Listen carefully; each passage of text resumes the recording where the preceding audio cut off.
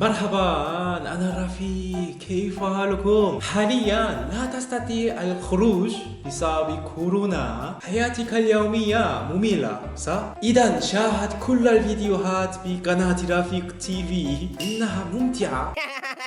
حسنا، موضوع اليوم هو ماذا يعمل العرب الذين يعيشون في كوريا؟ قبل بدء قناة اليوتيوب عملت بالمترجم العربي في كوريا، فسأتكلم قصة اليوم على أساس هذه الخبرة والإحصائيات. إحصائيات. هيا بنا.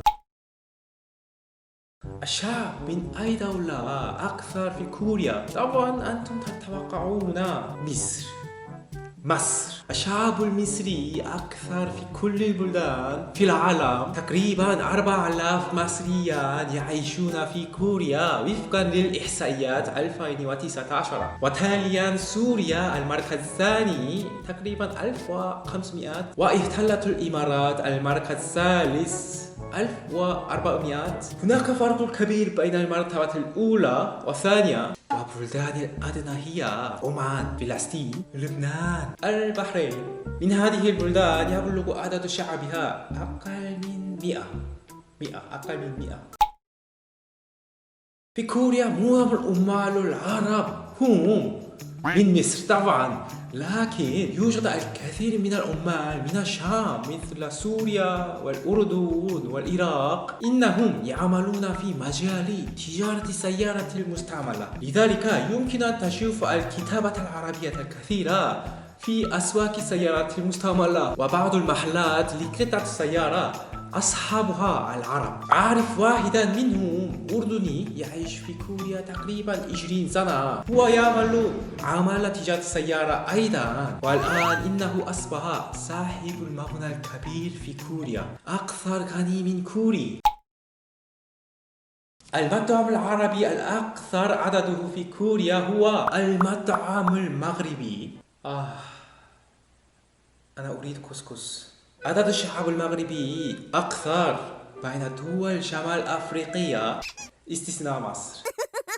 للأسف عدد الشعوب من الجزائر وتونس وليبيا ليس كثيرا. هناك الكثير من الطلاب المغاربة والعمال المغاربة أيضا في المصانع والمطاعم. إضافيا الزوجان بين كوريا والمغرب أكثر مقارنة بالدول العربية الأخرى. يمكنك أن تجد بعض القنوات من المغربية التي تزوج مع الكوري.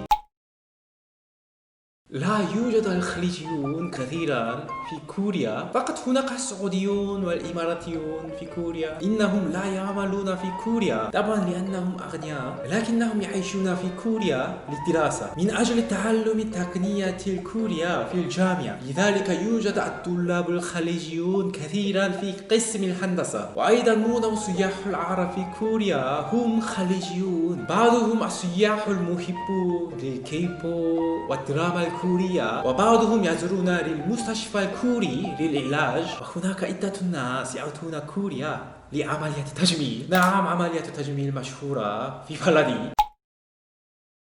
هناك أكبر جزيرة اسمها جيجو. العرب الذين يعيشون فيها هم الشعب اليمني، وعددهم تقريبا 1000 شخص. كلهم يعيشون في كوريا من أجل طلب اللجوء، لكن قضية اللاجئين اليمنيين تثير جدلا كبيرا في كوريا. هناك يمنيون من المجموعة الإرهابية. بعض الكوريين يعارضون طلب اللجوء من اليمنيين لأن بعضهم مجرمين، وبعض الكوريين يقولون إنه يجب على الحكومة الكورية تساعدهم بسبب أنهم يواجهون صعوبات من القضية السياسية من بلدهم. أنا أفهم كل الموقفين، لكن أفكر أنه يجب أن يساعدهم إذا كانوا اللاجئين الحقيقيين.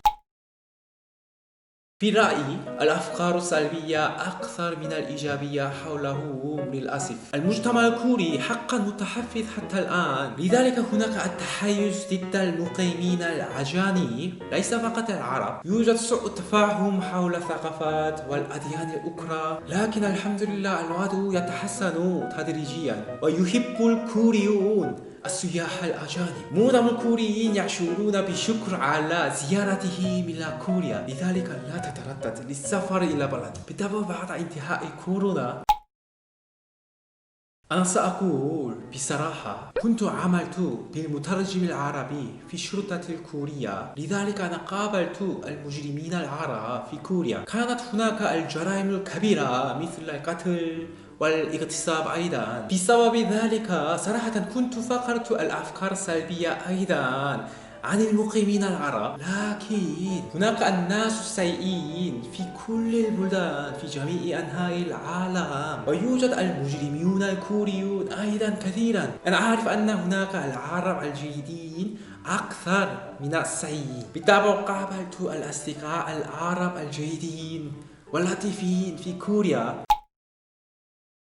في الواقع أول شخص عربية قابلتها هي أستاذتي نغوى من مصر. كيف حالك يا أستاذتي العزيزة؟ إن شاء الله بخير. وقابلت الكثير من الطلاب العرب وهم ساعدوني عندما درست اللغة العربية. مثلا عندما أتعلم العربي في الكافيه، العربي يأتي ويقول لي إذا كنت لديك صعوبة أساعدك.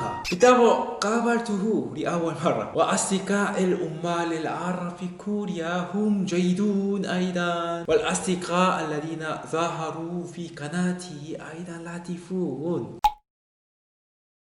تحدثت اليوم عن المقيمين العرب في كوريا. أتمنى أن يزداد عددهم في المستقبل، وأريد أن يبذل الكوريون أيضا جهودا كبيرة لتفادي التحيز والعنصرية ضد العرب وكل المقيمين الأجانب. شكرا جزيلا على المشاهدة اليوم. خلاص، وإلى اللقاء، وشكرا ومع السلامة. أراكم لاحقا. باي باي.